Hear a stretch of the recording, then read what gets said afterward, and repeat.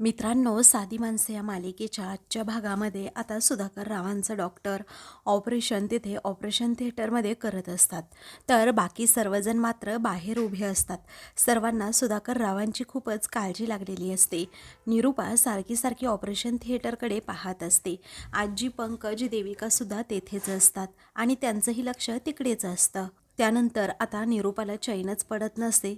तेव्हा ती लगेच आता देवाकडे जाते आणि प्रार्थना करत असते. खूप रडत असते की मी केलेल्या चुका पोटात घाल म्हणून, कारण मी यांच्याबरोबर कधी काळी खूप खोटं बोलले, त्याचबरोबर मी नेहमी खोटं वागत राहिले. परंतु आता मला यांची ना खूप गरज आहे. मी असं त्यांच्याबरोबर भांडायला नको होतं, असं म्हणून आता निरूपा स्वतःची चूक देवासमोर का होईना कबूल करत असते आणि खूप रडत असते. तेव्हा देविका लगेचच आता आणि निरूपाला समजावते, आई प्लीज असं रडू नका ना, अहो देव सगळं काही ठीकच करेल. मग आता निरूपा म्हणते, काय करू मी अगं, कारण मी सततच त्यांचा अपमान केला, त्यांच्याशी भांडले, मी त्यांना असं काही बिही बोलले, असं म्हणून ती मोठ्या मोठ्याने हात जोडत देवासमोर रडत असते.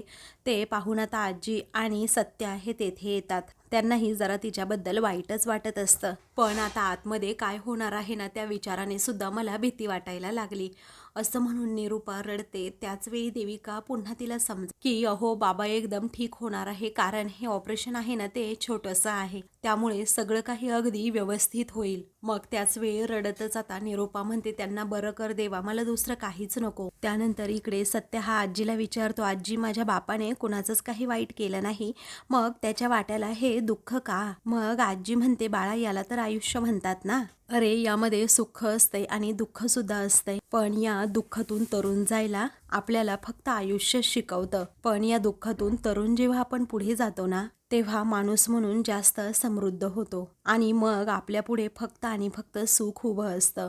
सत्या, अरे आपण आपल्या माणसासाठी काही बी करू, कसं बी करू, हातपाय मारून त्याला त्याचं चांगलं व्हावं, त्याला बरं वाटावं म्हणून प्रयत्न करत असतो की नाही, आणि हे ना बाळा चांगल्या माणसाचं लक्षण आहे. आता बघ सत्या, आपण एवढं सगळं करतोय ना, सुधाला बरं व्हावंच लागेल आणि तो बरा होणारच, माझी खात्री आहे. आजी म्हणते, खंबीर हो सत्या, कारण तुझ्या बापाने कुणाचंही आतापर्यंत वाईट केलं नाही म्हटल्यानंतर त्याचं तरी कसं वाईट होईल. तेवढ्यातच आता रवी तेथे येतो आणि मीरा सुद्धा त्याच्या सोबत असते. मग आता ते दोघेही लगेचच सत्याला समजावू लागतात.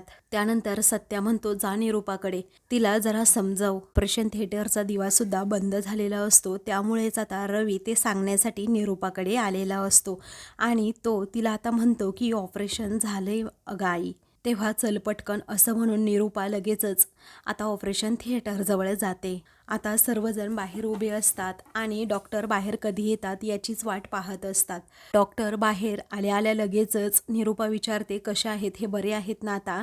मग सत्यासुद्धा विचारतो, डॉक्टर कसा आहे माझा बाप, झालं का त्यांचं ऑपरेशन, असं म्हणून तो सारखा सारखा विचारतो. तेव्हा डॉक्टर एकदम शांत राहतात आणि मग नंतर म्हणतात, कॉंग्रॅच्युलेशन्स, ऑपरेशन सक्सेसफुल झालं, असं डॉक्टरांनी सांगितल्याबरोबरच सर्वांचा आनंद आता गगनात मावेनासा होतो. पण ऑपरेशन मोठं होतं, त्यामुळे तुम्हाला त्यांची खूप काळजी घ्यावी लागेल. आजी आणि निरूपा म्हणतात, हो हो आम्ही काळजी घेऊ. त्यानंतर आता त्यांना लवकरात लवकर आपण वॉर्डमध्ये सुद्धा शिफ्ट करू, मग तुम्ही त्यांना बघू शकताय, तुम्ही भेटू शकताय, असं म्हणून आता डॉक्टर सर्वांनाच गुड न्यूज देतात. त्यानंतर आता देविका, पंकज, निरूपा, रवी हे आता जरा बाहेर येत असतात. त्याचवेळी लगेचच आता देविकाला अचानक एक फोन येतो.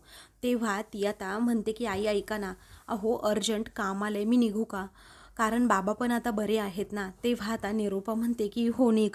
त्यावेळी पंकज म्हणतो, अगं देविका, पण आता निरूपा म्हणते की जायचं तर जाऊ दे तिला. तर इकडे सुधाकर रावांना जनरल वॉर्डमध्ये शिफ्ट केलेलं असतं.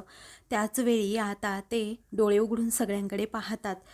मग आता घरातील सर्वजण तेथेच असतात. तेव्हा आता सुधाकर राव अगोदर सत्यजितचं नाव घेतात आणि मग नंतर आईचं नाव घेतात. त्याचवेळी आता घरातील प्रत्येकाची नावं घेत ते बोलणार असतात. तेव्हा लगेचच आता निरूपा म्हणते, हो खूप झाला आराम, आता चला घरी. आता असं सुधाकर रावांना बरं झालेलं पाहून सर्वांना खूपच आनंद होतो.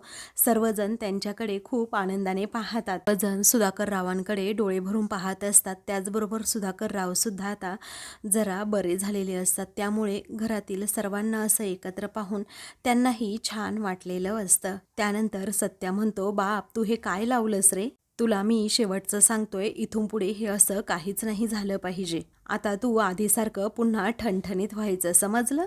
होणार की नाही असं म्हणून सत्य आता विचारतो. तेव्हा सत्य आता रडत असतो. त्यासोबत मीरा सुद्धा रडत असते, कारण आपल्या वडिलांना अशा अवस्थेत त्याला पाहावतच नसतं. त्यानंतर आता सुधाकर राव म्हणतात, अरे सत्यजित, अरे तू खुळा झालास की काय? तू रडतोस की काय असा? अरे तू तर माझा वाघ आहे, वाघ. त्यानंतर आता सुधाकर राव पुन्हा आईला विचारतात, काय गाई तू कधी आलीस? तेव्हा आई आता म्हणते की हे बघ, तुला एवढं सगळं काही झालं, मग माझा जीव राहील का? अरे मी लगेच आले तुला भेटायला. त्यानंतर आता नर्स या तेथे येतात. त्याच वेळी आता त्यांना गोळ्या खायला सांगतात. तेव्हा या गोळ्या अजून किती दिवस खायच्या आहेत असं सुधाकर राव विचारतात. तेव्हा तुम्ही बरे होईपर्यंत या गोळ्या खायच्या आहेत, अजून काही दिवस तरी खाव्याच लागतील असं नर्स म्हणते. चला आता सर्वांनी बाहेर चला बरं, त्यांना आराम करू देत असं नर्स म्हणते. तर आता सर्वजण बाहेर जातात आणि जाता जाता सुधाकरला काळजी घे असं म्हणतात. त्यावेळी आता सुधाकर हो असं म्हणतो. तर आता दुसऱ्या दिवशी मीरा ही आंघोळ करून लगेच बाहेर येते आणि त्याचबरोबर देवाची छान अशी पूजा करते. तर आता ती मनोभावे पूजा करत असताना सुधाकर रावांसाठी सुद्धा प्रार्थना करते. तर इकडे आता सुधाकर राव अजूनही हॉस्पिटलमध्ये असतात. आजी आणि निरूपा सुधाकर रावांजवळच असतात आणि त्यांना हवं नको ते पाहत असतात, त्यांना जेवण भरवत असतात. इकडे मीरा आपली घरातली कामं करत असते, तर दुसरीकडे पंकज आणि देविका हे दोघेही सुधाकर रावांजवळ बसलेले असतात आणि त्यांना ॲपल खाऊ घालत असतात. तेव्हा सुधाकर रावांना आता अधिकच बरं वाटू लागतं, कारण त्यांच्या तब्येतीमध्ये आता सुधारणा होत असते. तर दुसरीकडे मीरा प्रत्येकाची रूम अगदी व्यवस्थित साफ करून ठेवते. इकडे सुधाकर रावांना भेटायला आता आनंदा येतो. त्याचवेळी आता त्याचे डोळेसुद्धा भरून येतात, कारण सुधाकर रावांना आत्तापर्यंत अशा अवस्थेत त्यांनी कधीच पाहिलेलं नसतं. आता सुधाकर राव हे आपल्या मित्राबरोबर गप्पा मारतात, त्यांना तेवढंच बरं वाटतं. मग त्यानंतर आता रवी आणि सत्या हे दोघेही तेथे येतात आणि सुधाकर रावांना औषधं देतात. सर्वजण घरातील मिळून आता सुधाकर रावांची अगदी व्यवस्थित अशी काळजी घेत असतात. लवकरच त्यांची आता रिकव्हरी होत असते. आता लवकरात लवकर आपल्या बापाला असं बरं वाटलेलं पाहून सत्यालाही खूपच आनंद होतो. त्यानंतर सायंकाळी आता मीरासुद्धा सुधाकर रावांना भेटायला येते. त्याचबरोबर सत्याला ती म्हणते, आपण बाबांना ज्यूस पाजूयात. आता रात्री त्यांना अगदी व्यवस्थित झोप लागते, ते झोपतात. मग सत्या त्यांच्या अंगावर पांघरून टाकतो आणि त्यांच्याजवळच झोपून त्यांच्या डोक्यावरून हात फिरवत असतो. त्याला असं वाटत असतं की कधी एकदा माझा बाप घरी येईल आणि सत्यजित असं पुन्हा एकदा म्हणेल. त्यानंतर दुसऱ्या दिवशी आता सत्या आणि त्याचबरोबर पंकज हे दोघेही पुन्हा हॉस्पिटलमध्ये आवरून आलेले असतात. तेव्हा डॉक्टर डिस्चार्ज कधीपर्यंत मिळेल असं सत्या विचारतो. तेव्हा आता लगेचच डॉक्टर म्हणतात की मिळेल, नर्स पेपर घेऊन येईल, मग तुम्ही घरी नेऊ शकता यांना. तेव्हा सत्या हो असं म्हणतो आणि त्याला खूपच आनंद झालेला असतो की फायनली माझा बाप आता घरी येणार. त्यानंतर काही प्रोसिजर पंकज कंप्लीट करतो. त्यानंतर आता सत्य विचारतो, बाप जायचं नवं आता घरी? मग आता सुधाकर राव म्हणतात, हो जायचं. त्यानंतर पंकज म्हणतो की पप्पा सगळेजण इकडे यायला निघाले आहेत. तेव्हा सत्य विचारतो, काय? मग पंकज म्हणतो हो. तेव्हा सत्या लगेचच आता घरी फोन करतो आणि म्हणतो, तुम्ही काही इकडे येऊ नका, कारण बापाला डिस्चार्ज आता देणार आहेत. मी आणि पंकज त्यांना घरी घेऊन येतो. त्यानंतर आता लगेचच सुधाकर रावांना पंकज आणि सत्या हे दोघेही घरी घेऊन येतात. तेव्हा घरातील सर्वजण आता खूपच खुश असतात. त्यावेळी आता सुधाकर राव हे घरात एंट्री करणारच असतात. त्याचवेळी आता आजी म्हणते, थांब सुद्धा, तिथेच उभा राहा बाळा, असं म्हणून ती अगोदर त्यांच्या पायावर थोडं पाणी टाकते आणि निरूपाला म्हणते की ओवाळं ग आता त्यांना. तेव्हा निरूपा खूपच प्रेमाने सुधाकर रावांना ओवाळते. आपला नवरा ठणठणीत बरा झाला हे पाहून निरूपाला खूपच आनंद होतो आणि तिच्या चेहऱ्यावर तो आनंद दिसत असतो. तेव्हा आता निरूपाचे डोळे भरून येतात. त्याचवेळी आता सुधाकर राव विचारतात, निरूपा अगं रडायला काय झालं आता? अगं आता मी अगदी ठणठणीत बरा होऊन घरी आलोय की आता मी बरा आहे नवं, असं म्हणून आता ते तिला रडू नको असं म्हणतात. तरीही निरूपाच्या डोळ्यातील पाणी काही थांबत नाही. मग आता ते तिला लगेच हसायला सांगतात. तेव्हा ती कशीबशी आता हसते. त्यानंतर आता बाप चल घरामध्ये बस इथे असं म्हणून आता अगोदरच सत्या हा बसायला सांगतो. आता घरात आल्याबरोबरच मीरा लगेच त्यांना पाणी देते. ते पाणी पितात. सर्वजण खूपच खुश असतात. तेव्हा आता मी जेव्हा हॉस्पिटलमध्ये होतो ना, तेव्हा घरातील सर्वांची खूप आठवण येत होती मला, त्याचबरोबर आपल्या घराची सुद्धा, असं सुधाकर राव म्हणतात. त्याचवेळी आता लगेचच मीरा त्यांच्यासाठी चहा घेऊन येते. मग ते विचारतात, अगं आल्या आल्या चहा? मग आता ती म्हणते, हो बाबा घ्या, तुम्हाला बरं वाटेल जरा. मग सुधाकर राव चहा घेतात. त्यांना जरा बरं वाटतं. त्यानंतर ते म्हणतात, माणूस जेव्हा हॉस्पिटलमध्ये असतो ना, तेव्हा खरं तर घराची किंमत कळते. त्यानंतर आता सर्वजण एकमेकांकडे पाहतात. तर आता आजी म्हणते, सुधा अरे तू एकदम वेळेवर आला बघ घरामध्ये, कारण जे काही वाईट होतं ना ते सगळं काही गेलं. आता सगळं काही चांगलंच होणार बघ. आता बघ सगळेजण मिळून होळी साजरी करूयात आपण आज संध्याकाळी सर्वजण होळी पेटवू आणि त्यामध्ये सर्व संकटसुद्धा जाळून टाकू. तेव्हा सर्वजण एकमेकांकडे पाहतच राहतात. तर आता होळीचा सण असल्यामुळे सर्वजण आता खूपच खुश असतात. त्यानंतर सुधाकर राव हे रूममध्ये आराम करत असतात. तेव्हा सत्या त्यांच्याजवळच उभा असतो आणि पंकजसुद्धा. काही वेळानंतर आता लगेचच सुधाकर राव हे उठतात. त्यावेळी आता त्यांना व्यवस्थित उठता येत नसतं. मग त्यावेळी सत्या पटकन आधार देतो आणि त्यांना उठवतो. तेव्हा तुला काय हवंय असं लगेचच सत्या विचारतो. तेव्हा मला पाणी हवंय असं सुधाकर राव म्हणतात. मग सत्या आता लगेच त्यांना पाणी देतो. ते पाणी पितात. तर पंकज नेहमीप्रमाणे आपला मोबाईलवर टाइमपास करत बसलेला असतो. त्यानंतर त्यांना पेपर वाचायचा असतो. तेव्हा सत्या म्हणतो, राहू दे, तू असा हात ताट करत बसू नको, मी तुला वाचून दाखवतो. असं म्हणून आता लगेचच सत्या पेपर वाचू लागतो. पण त्याला व्यवस्थित तो पेपर वाचता येत नाही. त्यामुळे आता सत्य मोडकं तोडकं आपलं बोलत असतो. ते पाहून आता लगेच पंकज त्याच्यावर हसतो. तेव्हा सत्याला समजतं की हा पंकज आपल्यावर हसतोय. तेव्हा आता सत्या हा पंकजला म्हणतो, इकडे ये बरं. मग पंकज विचारतो, मी का? तेव्हा हो तूच, असं म्हणून आता तो त्याला जवळ बोलवतो. तेव्हा आता पंकज लगेच सत्याजवळ जातो. मग काय काम आहे असं विचारतो. सत्या म्हणतो, हे घे आणि बापाला पेपर वाचून दाखव. तेव्हा पंकज म्हणतो, मी? मग सत्या म्हणतो, काय मी का?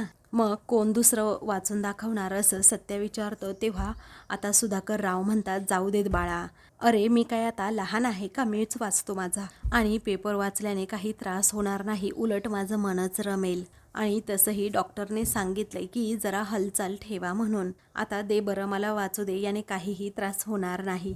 मग आता सत्या म्हणतो, बाप, अरे आजपर्यंत तू खूपच त्रास सहन करत आला आहेस, पण आता अजिबात त्रास करून घ्यायचा नाही, कारण आता फक्त आणि फक्त तू आराम करायचा आहेस, कारण मी सगळं काही ठीक करणारच. मी तुला पुन्हा कधीच काही होऊ देणार नाही, असं सत्या सुधाकर रावांना प्रॉमिस करतो. तर पंकज फक्त आपली मान डोलावत राहतो. त्यानंतर सुधाकर राव म्हणतात, काय रे सत्यजित, तुला कामावर जायचं नाही का? मग सत्या म्हणतो, अरे तसं नाही बाप, पण आज मी ना घरातच थांबणार आहे इथे तुझ्याबरोबर, त्यामुळे ना मी भाडंच घेतलं नाही. तेव्हा सुधाकर राव म्हणतात की तू घरातच थांबणार? ते काही नाही, जा बरं, तू अगोदर जा आणि तुझ्या कामाला सुरुवात कर, आता असं घरात बसायचं नाही बाळा. तेव्हा पंकज आता लगेच फटकाळपणे बोलून जातो, काय गाडीवर जा म्हणजे? हा कसा गाडीवर जाणार? गाडी तर, असं म्हणून तो सत्यावर हसतो. तेव्हा सत्य आता रागातच त्याच्याकडे पाहू लागतो, कारण आता सुधाकर रावांना जर हे सत्य समजलं, गाडी ऑपरेशनसाठी विकली आहे, तर सुधाकर रावांना अजून काहीतरी होईल या भीतीने आता लगेचच त्या रागात पंकजकडे पाहू लागतो. मग आता सुधाकर राव विचारतात, काय रे गाडीचं काय झालं? त्यानंतर सत्य आता खोटं सांगतो की माझी गाडी ना गॅरेजमध्ये धुवायला टाकली आहे. तेव्हा तुझी गाडी तर तू स्वतः धुतो आणि मग गॅरेजमध्ये टाकलीच कशी काय, असं सुधाकर राव विचारतात. तेव्हा सत्या म्हणतो, काही नाही, डिझेल वॉश करायचे. तेव्हा आता सत्या म्हणतो, गाडी खूप खराब झाली होती ना आतून बाहेरून, म्हटलं की उगीच कष्ट नको, त्यामुळे मी तिकडे गॅरेजमध्ये मस्तपैकी धुवून आणावी. तेव्हा आता सुधाकर राव म्हणतात की आतापर्यंत झाली सुद्धा असेल सर्व्हिसिंग, आता कितीसा वेळ लागायचा आहे, बरं जा तू आता भाडं मार, असं म्हणून सुधाकर राव आता त्याला तेथून जायला सांगतात. आणि हे बघ बाळा, आज होळी आहे त्यामुळे लवकर तू घरी ये, असंही ते निक्षूनपणे त्याला सांगतात. तर पंकज मात्र हसत असतो, कारण सत्याकडे आता गाडीच नसते, त्यामुळे आता त्याचे वांदे झाले आहेत हेही त्याला माहीत असतं आणि हेच तो सुधाकर रावांना सांगण्याच्या प्रयत्नात असतो. सत्या रागातच त्याच्याकडे पाहतो, त्यामुळे आता पंकज गप्प राहतो. त्यानंतर सत्याची आता पूर्णपणे कोंडीच होते, त्याला काय करावं हे कळत नाही. मग आता पंकजला लगेच सुधाकर राव विचारतात, काय रे पंकज, तुला नाही जायचं का कामावर? तेव्हा आता तो जरा घाबरतोच, त्याला काय सांगावं हे सुद्धा कळत नाही. आता तो म्हणतो, मला कामावर? मग सत्या त्याच्याकडे पाहून हसतो. त्यावेळी आता पंकज म्हणतो की अहो मला सुट्टी आहे. त्यावेळी आता सत्या म्हणतो, सुट्टी आहे का? मग तर बरं झालं, तू ना आजच्या दिवस इथेच थांबा आता, असं म्हणून तो त्याच्या आता गळ्यात हात टाकतो आणि म्हणतो, मी तुला सांगतो आता काळजी कशी घेतात ते. तर आता लगेच पंकजला घेऊन सत्या हा बाहेर जातो. तर इकडे आजी, मीरा, त्याचबरोबर देविका, निरूपा या सगळ्या जणी किचनमध्ये असतात. तेव्हा आजी आता सर्वांना सांगतात की आज होळी आहे, यामध्ये इडा पिडा सर्व संकट फेकून द्यायची आणि जाळून टाकायची आणि मग त्यानंतर पुन्हा एकदा नवीन आयुष्याला आनंदाला सुरुवात करायची. तेव्हा सर्वजणी आता हो असं म्हणतात. तर होळी म्हणजे काय, वसंत पंचमी. होळीनंतर निसर्गामध्ये असे छानसे बदल होतात, रंगसुद्धा दिसायला लागतात. तर आता आजी होळीविषयी माहिती सांगत असतात. तर निरूपा, मीरा, त्याचबरोबर देविका आनंदाने आजी जी माहिती सांगते ते ऐकत असतात. तर दुसरीकडे सत्याने आता रागातच पंकजच्या गळ्यामध्ये हात घातलेला असतो. त्यावेळी आता सुधाकर राव म्हणतात की अरे सत्या, जाऊ दे ना बाळा, कशाला उगीचच तू त्याला बोलतोस. मग आता सत्या म्हणतो, नाही रे बाप, अरे मी गाडीवर गेल्यानंतर कोणत्या वेळेला कोणती औषधं तुला द्यायची आहेत हे त्याला व्यवस्थित सांगायला नको का? तेच जरा मी आता सांगून येतो, असं म्हणून आता त्याच्या डोक्यात एकच असतं, ते म्हणजे चांगलीच पंकजची खरडपट्टी काढणं. असं म्हणून तो आता फरफटतच पंकजला आता रूम बाहेर घेऊन येतो. तेव्हा आता पंकज हा म्हणतो, मम्मा मम्मा बघ. त्याच वेळी आता काय मम्मा मम्मा करतो, चल पुढे अगोदर, असं म्हणून सत्या खूपच भडकतो. त्यावेळी आता सर्वांनाच प्रश्न पडतो की हा सत्या असा काय याला घेऊन चालला आहे. मग आता काय झालं काय, असं निरूपा विचारते आणि पंकजला तू कुठे घेऊन चालला आहेस? तेव्हा आजी आणि मीरा एकमेकींकडे पाहतात, त्यांनाही प्रश्न पडतो नक्की काय झालं. त्याच वेळी आता लगेचच देविका आणि निरूपालाही प्रश्न पडलेला असतो की हा सत्या एवढा रागात का बाहेर घेऊन आला असेल.